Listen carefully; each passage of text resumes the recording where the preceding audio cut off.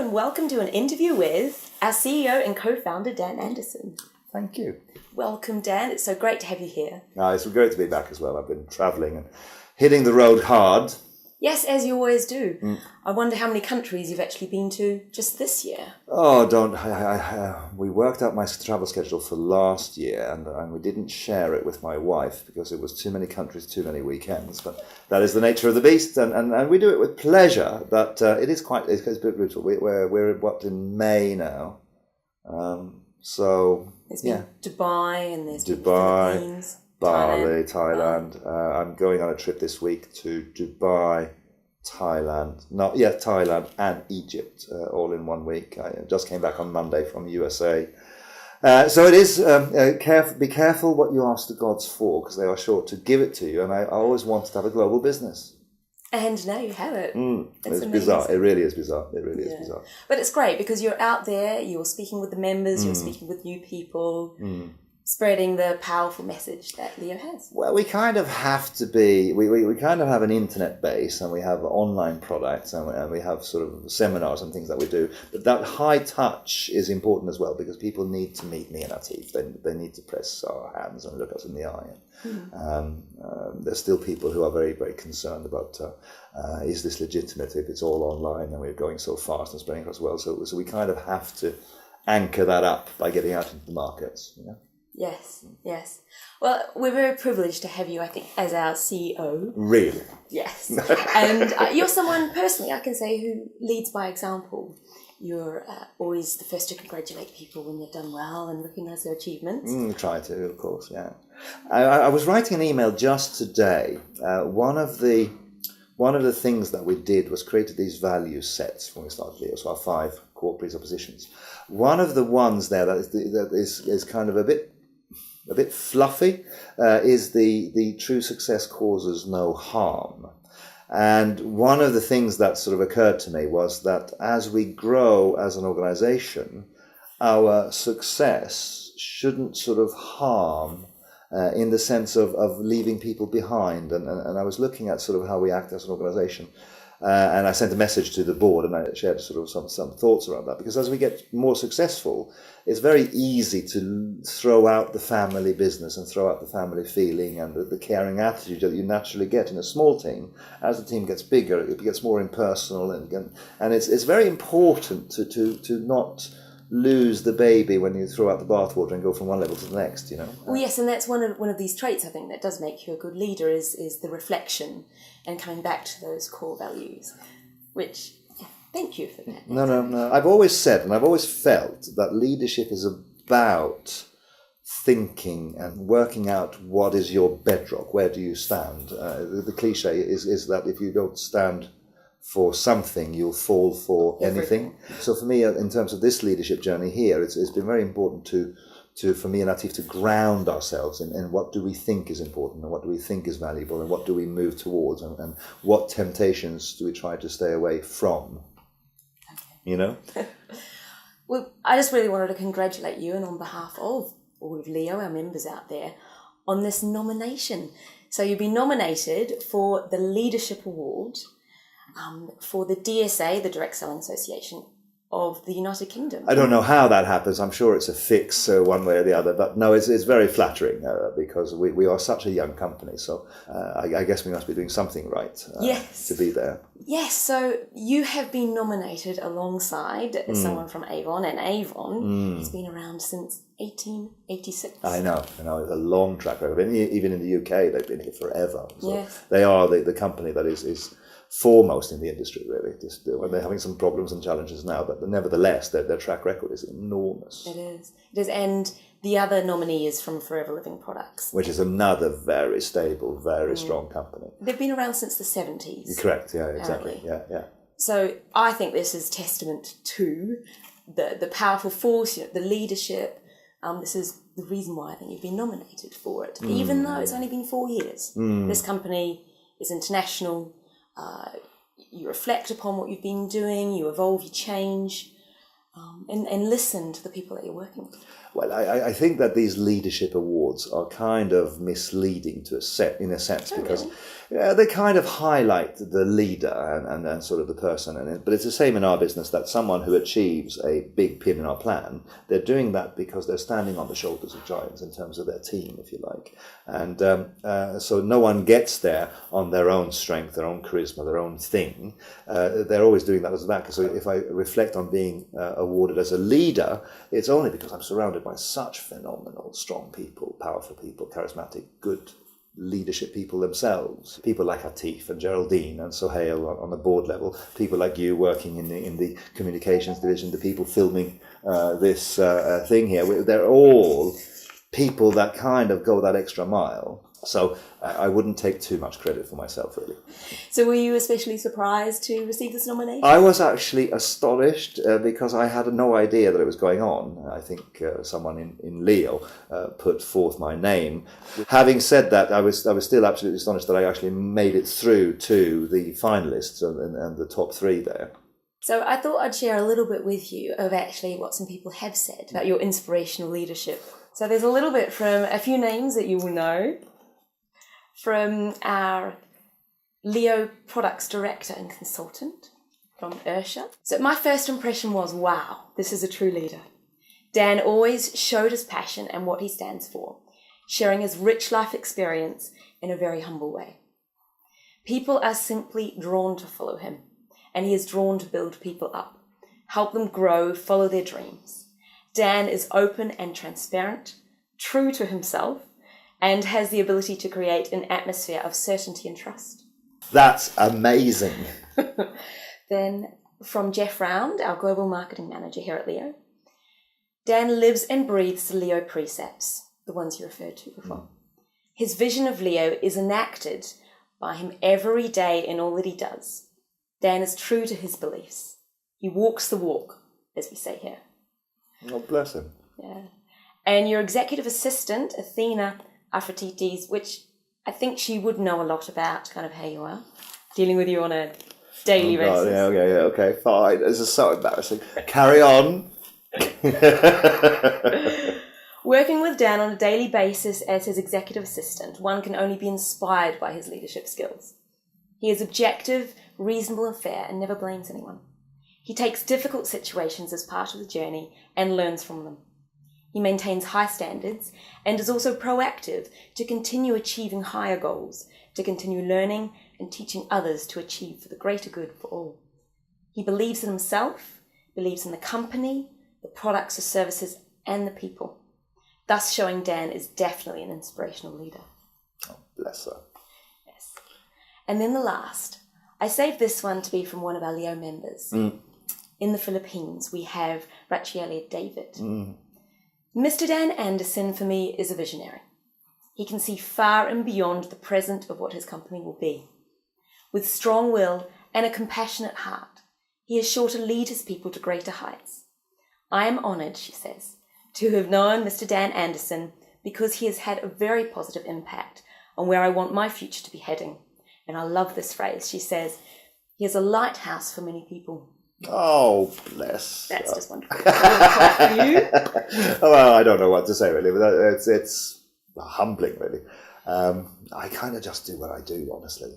It's kind of weird how people say these things, because I always reference Atif because he's my partner, and when I get credit and like the sort of accolades like that, it is kind of reflecting on him as well, because we just work hard because we have this kind of idea of what a direct selling company can and should be, and it's been a tough old road, but that makes it all worthwhile. I think it's really important to hear what others are seeing in you as well, because we can be probably our own most harsh critics.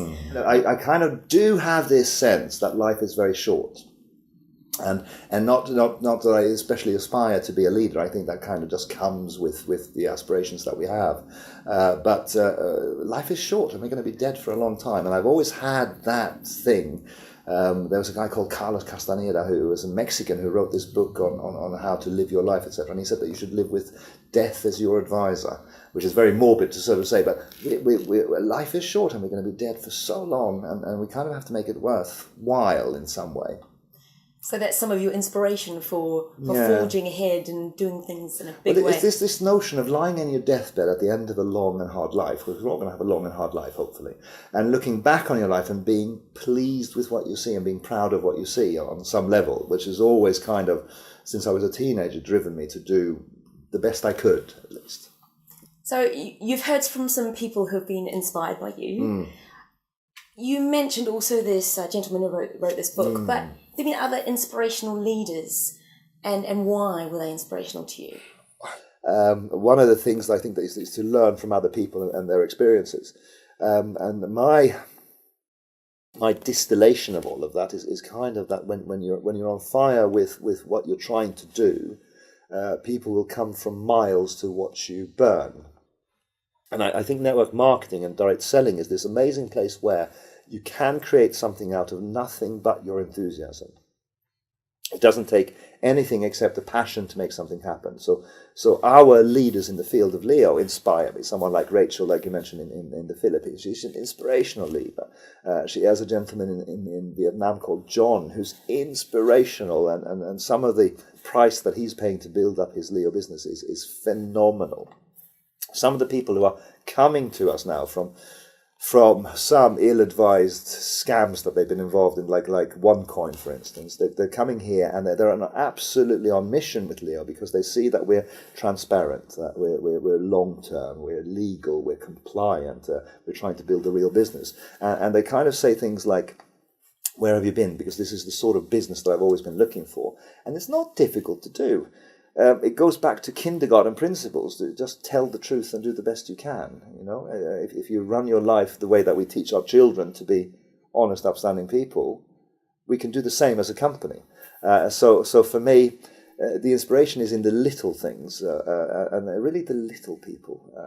They're the ones that I burn for, and the people that the single mums that are out there trying to do something and trying to elevate and lift themselves up. The young kids who know they don't know that much, but they want to do something and they burn with this desire. Every time I go into the field and meet these people, it just re-inspires me because they're trying to do something and they kind of got it. They've got this idea that they can do something.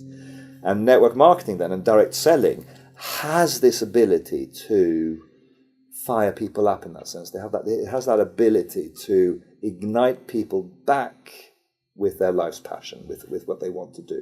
And if you scratch the surface of people just a little bit and you sort of dig into them and find out why they're doing what they're doing and you discover their why, it's never about money. It's always about contribution. It's always about orphanages. It's always about creative things. It's always about their family. It's always about education. It's never about money. Money becomes just a tool that they need to fulfill some of these aspirations. And so when you dig into what motivates me, it's always when I dig into an ordinary person's aspirations, if they can bring themselves to believe one more time and get going one more time. And this is on the field as well as on the corporate side, because some of our people in the company, they come for an interview and they think I'm too old, or they're not looking for a woman, or I haven't got the right qualifications. And you speak to them and you find out what they want to do and you give them a chance. It's astonishing what they can do, you know. And you work with the people here. You know that people here just go that extra mile, because I think in a sense Leo gives them an opportunity to do something more than just have a 9-to-5 job, you know. Yes, and there's a connection to the rest of the world, Yeah, which is fantastic. And this mission that we're on is inspirational on some level. So it's quite refreshing to hear you not really speak about the 9 points of leadership. Or It's Al and another Al, something like that. Yeah. But that's probably because you've also brought yourself to this role, and you lead by example. I suppose. I don't know. There's, as the business grows larger and our success becomes bigger, it becomes very tempting. There's a temptation to lose yourself. I was explaining to the group in New York this weekend that the one side of direct selling is that we're selling this kind of freedom ideal, that we can be free, you can earn money, you can support people, you can help people be successful. The value of direct selling that this industry embodies is freedom. The flip side of that coin, the dark side of the force, if you like, is money. And over the years, I've seen many companies lose their way. I've seen many leaders lose their way. And it becomes about the money. It becomes about how can we profit from our field force. The field turns into a profit center. The customers do not become these people that we should serve, but that in some way we should extract profit from. And we don't want that, because that's not what gives you success. What gives you success is providing value and serving the people in that sense. And I think that if you don't succumb to that dark side of the force, there's the people and the universe will respond and come back to you in droves. I think one of the things that we're successful with in Leo is that people resonate with us because they get a sense that we're holding true to some sort of vision that is more than just making money. We have to make money so that we can run our business and we can have fuel to put in the engine of this great aeroplane that we're building as we're flying along. Atif asked me, I think a year and a half ago, maybe 2 years ago, just as we were starting to nudge through and get a little bit of success in Leo, he said, Dan, what do you think our greatest risk is now? If we do a risk management exercise here, what do you think is the greatest risk that Leo has now? And I thought about it and had this real aha, or this real sense of truth came out of my mouth. What I felt at least was true, was that the biggest risk is that we go crazy in the head, that the success goes to our head and we become a bit loopy with it. And I've seen that before, because when companies start to fly their executives exclusively in business class, or when some of the senior executives start to go first, get your own jet, get a chauffeur, do all of these things that just lift you up to this place where you are no longer connected to common humanity. I think people lose themselves there. I still fly economy in most places that I go to, unless I got a brutal trip or something. The president of the company, Atif, the co-founder of the company, we fly economy, because that, in a sense, keeps us grounded. Now, this might not be popular values, but it's kind of good old-fashioned stuff of being humble and cutting your cloth and not losing yourself to the nonsense. Because you have been nominated for this award, I'm getting the sense that to you, leadership is being true to yourself. It's, you kind of find those parts that you're comfortable in and that you can learn more about, but you're still you. So being true to yourself. Education, you talked about reading and learning from others who have gone before you. That sounds like another key to being a leader. Do you think everyone can be a great leader? Oh gosh, yeah. I used to do leadership seminars, and I used to teach in the corporate world how to be a better leader, how to be a team leader. Everything about being a leader is learnt. There's very few people who are born with it, and if they're born with anything, they're born with the skills of being a leader. I have a boy who's 8 years old, and he's turning into a natural little leader, and people gravitate towards him. And it's because he's got a natural knack for being funny. He's got a natural knack, I say knack loosely, he's got a skill that he can make himself take action. He's got a confidence, which is another behavior, where he will tell people, I think we should do this.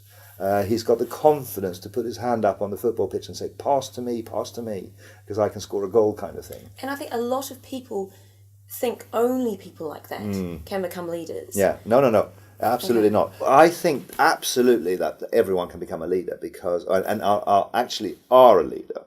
They have this overinflated sense of what leadership means, and they put a capital L on it. Leadership is nothing more and nothing less than making something happen. Yes, I like so that. You do that in small teams, you do that in your family, you do that with your partner, and leadership absolutely then becomes a choice that you choose to make something happen or not. And I look at our industry. What this industry is a hothouse environment for developing leadership, because a member or a distributor signs up into our program or any other program and signs up there and has absolutely nothing but his wits, his initiative, her passion, her ability to learn, and her or his ability to make themselves take action. If they're consistently taking action, suddenly they become a leader. They become a person that people gravitate towards. They become a person that makes things happen. They become the person that puts a stake in the ground and says, this is what we're doing, this is where we're going. And leadership then, is, in that sense, obviously is a choice first, and then it's a skill set. And you get better at it by doing it. So if you need to lead people. You need to communicate with people. You need to motivate people. You need to move people. You need to come somehow or other get into this space where you take a decision to move people. So in the context of Leo and this leadership award, I guess what is true is that Atif and I decided we're going to make something happen. And the consequence of that then becomes to speak to people, to recruit people, to try to build something, to try to get something. And then leadership is part of the journey, just in the sense that it's about making something happen. I don't know if that makes any sense, but that's my view, you know. No, I think it does. I think it does. And when you are consistent as well in what you're doing, I think that's something about the integrity with which you conduct yourself. And I know that's very important to yourself and to Atif and to the company. Well, I mean, integrity comes out of sort of being a value-driven creature. I think we all are to some extent, but I became conscious of this, that to some extent we're all here to fulfill different values. And the corollary of that, or what follows from that, is that there are different leadership styles as well. There are people that command and control. There's people that bully. There's people that try to make something happen through using tool sets of fear and intimidation and all of these things. And that sort of sense of control is a leadership style. You can make something happen from it. But it's not necessarily the leadership style that I aspire to in any way, shape or form. I would much rather inspire people to make something great happen. I'd much rather do something uplifting. I'd much rather do something where we connect into this lion inside people and try to motivate someone and then get them on fire with their passion, and then put petrol on the fire and make them sort of just really burn brightly from their own inner flames, sort of thing. Well, I'm talking poetry here now, but the bottom line, I really do hold these idealistic views. Well, and I agree with you. I think that the leadership styles that you were talking about, bullying, well, they're alive and well. Laws against those sorts of things. True, also, yeah. So it wouldn't be something that, personally, I would see as a good leadership style. And along those veins, are there, just from your experience, things that you would say to people, this is probably not how to be a leader? Well, I think that if the greatest temptation is to go crazy in the head with it, if how shall I say? If I don't have enough integrity and sense of who I am, if I didn't have enough of that, then an award like this could go to your head. You could suddenly think, oh, I'm a bit of a leader now. And you can kind of go crazy in the head from stuff like this as well. So it's kind of not letting yourselves buy the story is really important, because people in our field, when they become a leader, they start to have a large organization of people. And they start to have thousands of people here and thousands of people here. They start to earn fairly crazy amounts of money every week they come through. And the success is temptation. The success can go to a person's head, and they start to buy the story. We put them on stage and we exalt them, and we kind of do this recognition that we love so much. And then they start to believe in that. And they start to think, oh, I am a little bit superior. But the reality is that they started exactly in the smaller part of the organisation, and they have done something, they've worked their way towards that. Yeah, and it's kind of this sense that I have of standing on the shoulders of giants, and they're just the people on my team, if you like. So I think that leadership then becomes a place where you really need to compete on how humble you can become, because if I let this go to my head, then you could really turn into a person that you don't want to become very, very quickly. So the most important thing is to not let it go to your head, not buy into the propaganda, not buy into the aggrandizement, if you like, and keep your feet firmly on the ground, because true leadership is yes, you have to be on a mission, and sure, you don't suffer fools gladly, but you don't let the arrogance sneak in. You don't let the sense that I'm better than you. Yeah, the superiority thing is exactly what I was going to say. That is just totally wrong. And my advice would be just be a leader, lead the people by inspiring them, and more than anything, celebrate their achievements, celebrate their leadership, and that's the one way that you could actually retire.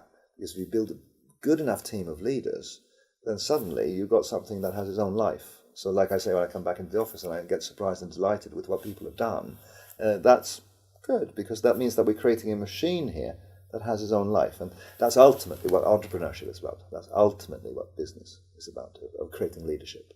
That I believe. I was thinking also about what Leo offers in some of the products.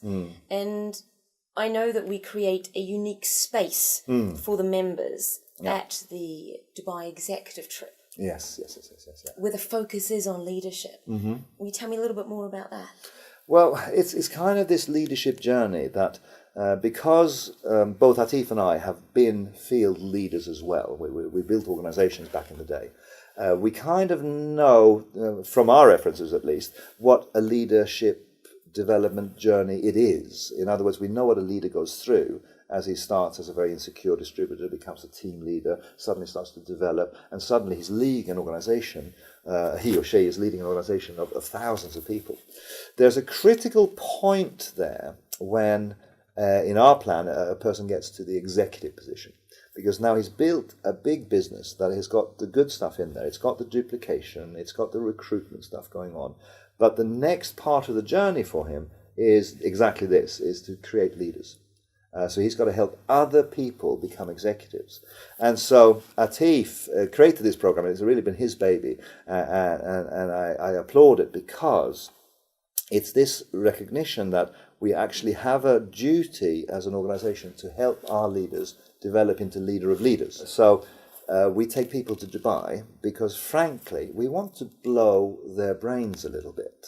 So it's about training, it's about learning the company, getting to know the company and becoming part of the team so we know them, they know us. They see the IT teams that we have there. They see the team that is creating most of the products that they're selling. And that's one thing. But the second thing is we take them to Dubai because we want to blow their brains with the wealth that's demonstrable in Dubai. I mean, it's a place that I didn't understand Dubai when I first heard about Dubai many years ago. And someone, in fact, Atif, took me there for a birthday, and I went to Dubai and I thought, oh, I get it. And so you see, it's gold, it's glamour. It's this place that's built on the vision in one of the most inhospitable places on the planet, on the edge of a sea and a desert, where there's just sand and salt water. Quite incredible. It's absolutely insane, right? And so you have this megatropolis, and they have these skyscrapers, and they have these buildings that themselves are designed just to inspire people, right? So we take our people there because we want to give them a sense of what's available for a leader. What does wealth really mean? And no place teaches you that better than Dubai.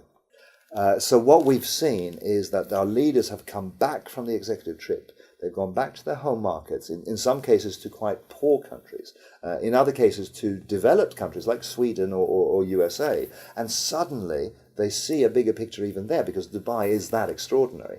And so then they have a leadership on a different level because they've seen something more. And Dubai and the executive program is designed for that reason, just to teach them, you might have thought that you were clever getting to executive. There's a whole new journey to get you to director. And what we then do is we have some plans for that as well. It sounds like you really invest back in the members there as well. Yeah. Because I know that the size of the groups on that executive trip are also smaller. Yeah. We try to give them this lifestyle experience, as well as the training, as well as the networking and team building with us, because the most valuable resource that we have as a company is, of course, seeing that this is about leadership, is the leaders that we have. And if we don't invest in our leaders, what is the point? Where if we have people that will do the blood, sweat, and the tears to build an organization, what sort of company would we be if we didn't look after them, if we didn't reinvest back into them? And that's what the Directors Program is about. That's what the Executive Program is about. All of that is Atif's and my recognition that the leaders are the most important thing in our business. You talk about leadership, but talk about it as a way of life. No, I don't know if it maps across in that way. I think that leadership, you kind of have to stand up and be counted, and you kind of have to, like we said before, you have to work out what you stand for. You have to work out what is the bedrock. For me and Atif, it's the five core value propositions that we have in Leo. That's what we want to build. Now, we are actually not saying that any of those things are true.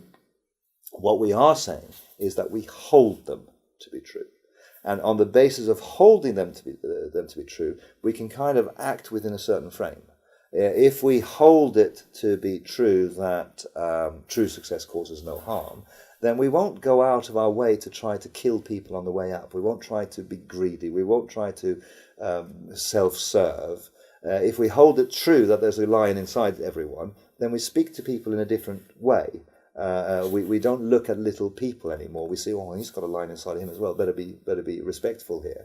And so our values become our way of life. And I think everyone is living to a set of values at the moment. And one of the things I would say then, if you wanted to make a tenuous link, that when someone's life is not working out, it's the value systems that are driving what they're getting is in play. And if some of the things that you're getting is not right, it's probably because there's a value or two that you need to look at and evaluate. So living consciously is the game. Living deliberately is the game. And kind of not trying to be a leader, that comes as a consequence of trying to do something, I think. I have always enjoyed speaking with you. Oh, bless you. And it's really great that you've received this nomination. It's really great to see that the company is always growing and changing and evolving. And we are hoping that you may win, but if not, you have been up there amongst the best. Exactly.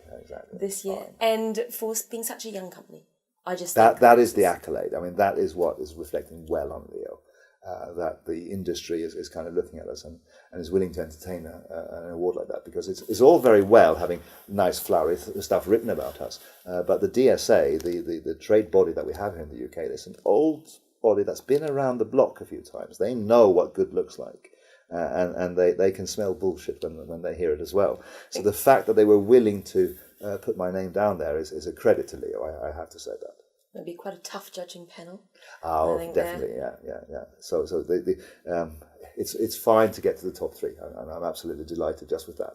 Well, thank you very much for your time, Dan, today. And thank you everyone for listening to an interview where we've had our CEO and co-founder, Dan Anderson, and we look forward to being here again with you very soon.